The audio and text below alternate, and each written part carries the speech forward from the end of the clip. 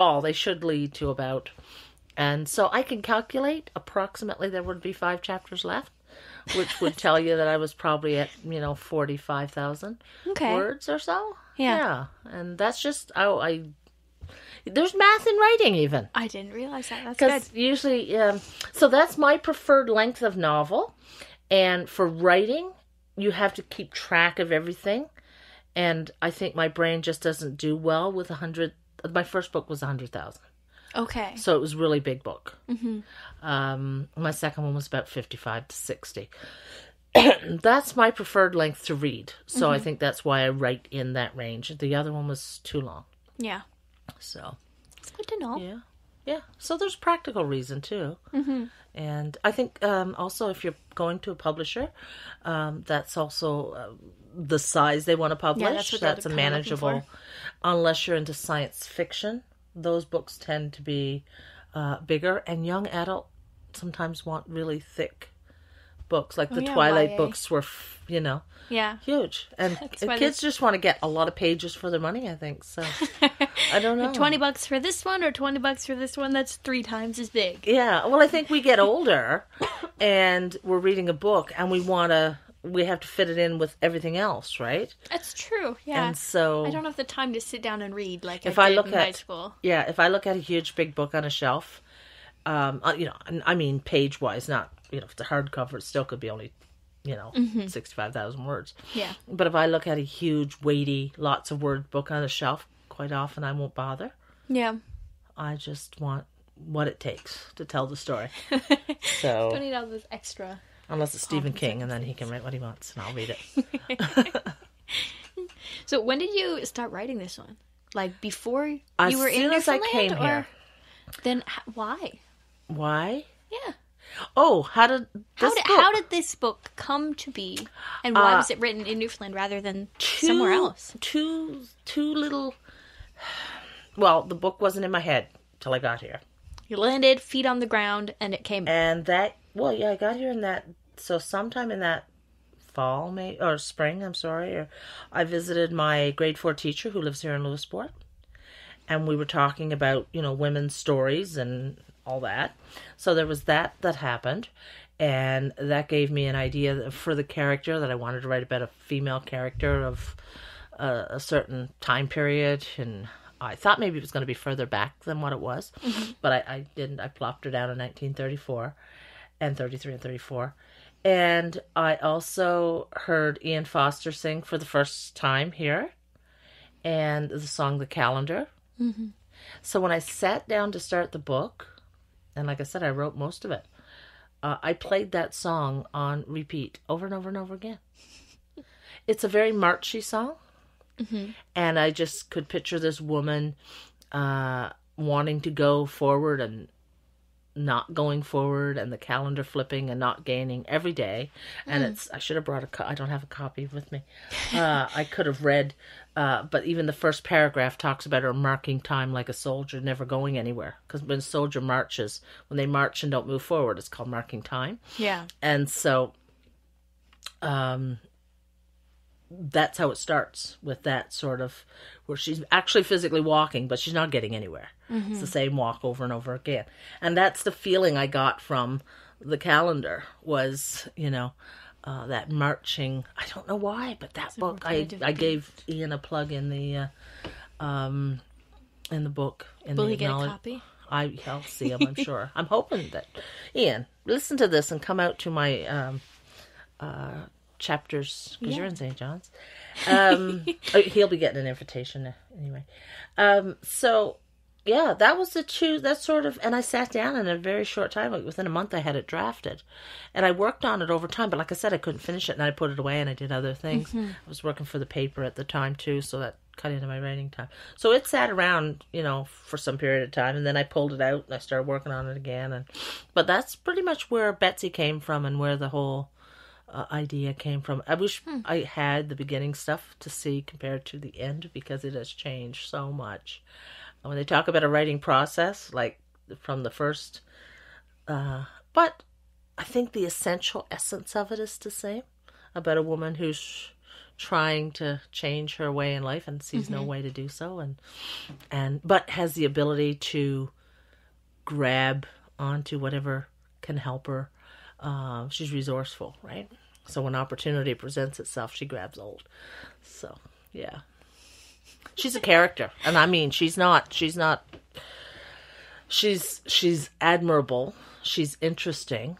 But she's not a saint. She is quite the opposite. She is a force of nature. I mean, she's not entirely likable at times. So, but you understand where she's coming from. I mean, she's had a hard life, and she's making things go her way. So she has a bit of a streak of manipulation, but she loves her boys. She has 2 sons, and I'm not sure she really does love them, and everything. A lot of what she's doing is for them too. You know, she wants them to have better life and have opportunities. But on the other hand, she also wants it for herself too. Yeah, you know, she wants that. Yeah. So yeah, I wonder if just having characters that you like but you don't really like. The only books I've read where characters are more than one-sided are from Newfoundland artists. Like, I think.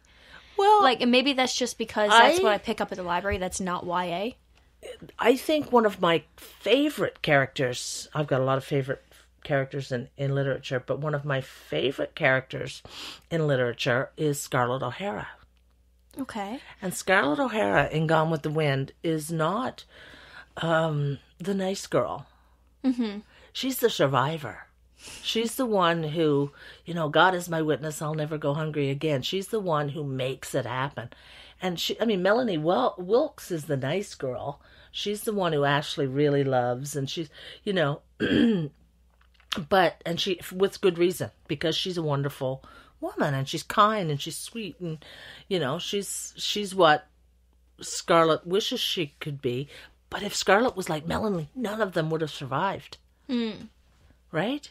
So you need those survivors and those fighters. You need that. She has that. So if I was going to, and I didn't even, that was not planned, but now that the book is done and I look at who would she be mostly like as a character, and what characters are kind of the same gutsy, you know, I'm not perfect, but we're all going to live kind of person. That's the kind of character she is a Scarlett O'Hara type. And so that's not a bad thing. So she's interesting, you know, and I love interesting characters, you know. They're not, I'm excited to read because I want to see if it's like when you meet her, will I get what you're picking up on? You will. Okay. Yeah, she's not subtle. Like, she's subtle with the people around her, but she's not, you know, she's a force. And she's not the only one. The women in there are, they're all originals in a lot of ways. There's more than one woman in there. Some of the characters are, there is, her best friend is Melvina. The midwife is Old Julie. And her name is Old Julie, but she's not even 50. But she had a daughter and called her Julie. So then she had young Julie and Old Julie. That's a thing that happens, right? Yeah. At the minute the daughter was young Julie, then she became Old Julie. And she's the midwife, and her mother was American, so she has a few non-traditional remedies, and, you know, she's got her own character. She's had a hard life, and but they're friends because Betsy also, she helps deliver the babies and stuff. So she's only 22. Betsy's only 22. But at 22 then, you know, you were a matriarch then. She's the matriarch of the family. The mother, you know, her husband's mother has died. He's much older. So she's married. You know, she has a husband. He's much older. And so, there's... And 2 boys. She'd be my age. Yeah. The boys are kids. Little boys. Yes. 2 and 4. George and Richard. And there's a cat. Oh my goodness. And the cat's you have me sold. The cat's name is King George. Because that was the king of the time, was King George. And so, of course, they would be monarchists. I love it. And her mother-in-law had named the cat when they got it. And, so, yeah, King George the tabby cat, he plays a significant role. He had to, he told me, and I had to give him a spot. I love that. So, yeah, and there are Newfoundland ponies in there, like, because they would have been, right? A home in a rural community in Newfoundland would have had a cat to keep the rats away. Very practical reasons, you know. And you would have had ponies, horses they called them then, for work. Mm-hmm.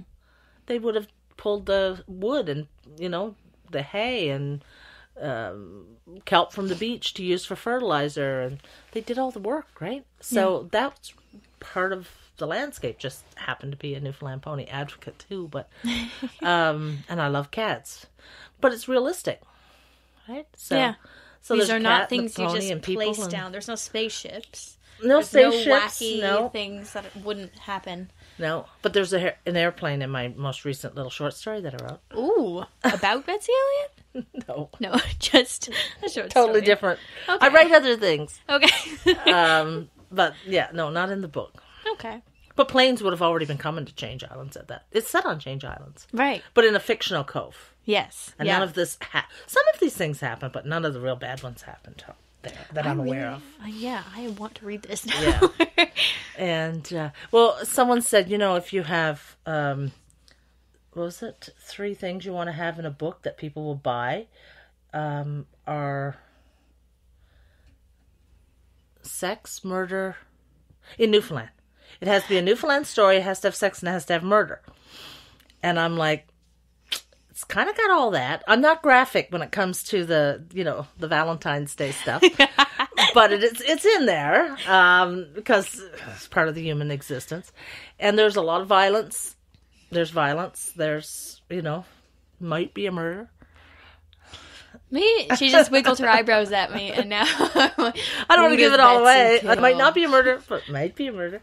But anyway, it has a lot of, like I said, drama. Yeah, it has a lot of drama. Well, it's February 27th is the launch in Chapters in St. John's, and March 8th at Citadel House in Lewiseport. You'll be reading. I will be reading from the book. All right, and give I'll us a snippet. First chapter, it. maybe. First chapter, maybe a little bit from the middle. Nothing that'll have spoilers. I'll have books available if anybody wants to purchase one, or if they already have and they want to get it signed. Chapters, of course, they host it. Flanker will host that one. And it'll be whatever they do. Like they have their launches at Chapters. That's where Flanker, they have a regular thing with them. So I think we're just reading there and signing books. And they'll always have books for sale at Chapters, right? Yeah. And here I'm bringing cake. Yay! Cake. We should decorate. How do we decorate for book stuff? I don't know. I actually saw streamers. Yeah, we should Pinterest that and see what we can do. And so we'll have and it'll be. I like for it to be more fun here, more of a social. I'll read, but you know, we'll have a chat good time. and then schmooze and stuff. Won't be too long, but. Will it be evening or afternoon? Friday evening. Friday evening. Okay, so I got to book it off work because I want to hear about Betsy Elliott. I want to meet her and her boys and her cat. And her cat. And her husband and Edmund, who comes from Boston. Oh, Boston. Boston. Yeah. And so, and I mean, there's a part 2, so obviously we kind of know that she leaves because part 2 is where she goes off to, you know. So it's not a spoiler because it doesn't matter. That we know. It doesn't change the story any. But the second book is where she goes to Boston. But he's from Boston. But it's not a romance. That's not what it is. But interesting. Yeah. So there's lots of stuff going on there. There's dances. There's cool. That's exciting. Here and there. It covers some pretty interesting topics, I must say. Like, you know, the more things are different, the more they are the same. All the things that happens now happened then. Yeah, humans remain the same. Health, it's just health problems, mental health problems, violence. You know, all the things that happen now. You know, sad things happen. They happened then. We see the world back then as sort of black and white, not quite real. But all the same stuff. They That's have all the same interesting. problems. Yeah. So I want to say one more thing. Yes. I placed in the top 10 with a short story for Valentine's Day. Hey. There was a Valentine's Day contest hosted by the Writers Alliance and Black Ink Romance in St. John's. Black romance? Black Ink Romance. Okay.